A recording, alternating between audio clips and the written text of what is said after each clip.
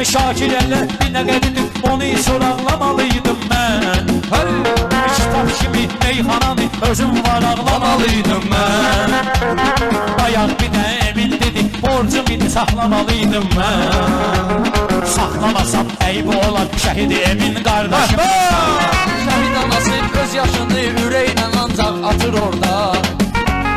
Gün bu tərəflərdə çıxır, amma bilirsən batır orada. Fəxri xiyabana gedirsən, nə oğullar yatır orada. Biz onları silməmişik öz yaddaşımızda.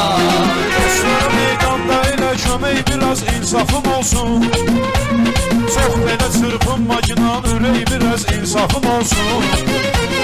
Biz hələ ki çox cavanlıq hələk biraz insafım olsun. Nə anamızdan ayır bizi nə də ki ömür yoldaşımızdan.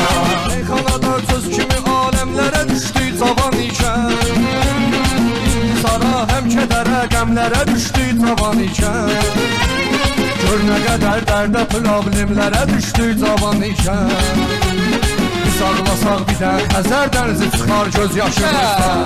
Sahnede güldan elədi canımız Azərbaycana qurban. Biz dövüşüb ad elədi canımız Azərbaycana qurban. Şəhidləri yad elədi canımız Azərbaycana qurban. Onların haqqı silinməz et vaxtlarımızdan daşımızdan. Bir dənə təkrar eləyim, sanma qəbahət eləyirik biz. Qafiyəni sən asmısan, odur ki nəqarət eləyirik biz.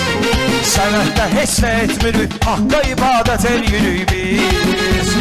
Kimliyimiz baxanda bilinir onsuz da üst başımızdan. Burada o vaxt Kərim gəlib meyxana yadigar deyibdi.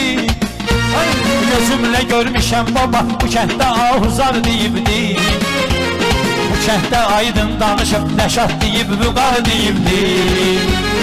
Ruhlarına göndəririk o möhtəşəm alqışımıza. Sən məni heç vaxtı salmadın ya da ey sevgili cana. Bir gün inanıram gələsən imdada ey sevgili cana. Gəlgələrlə ömrü vermişik bana ey sevgili cana.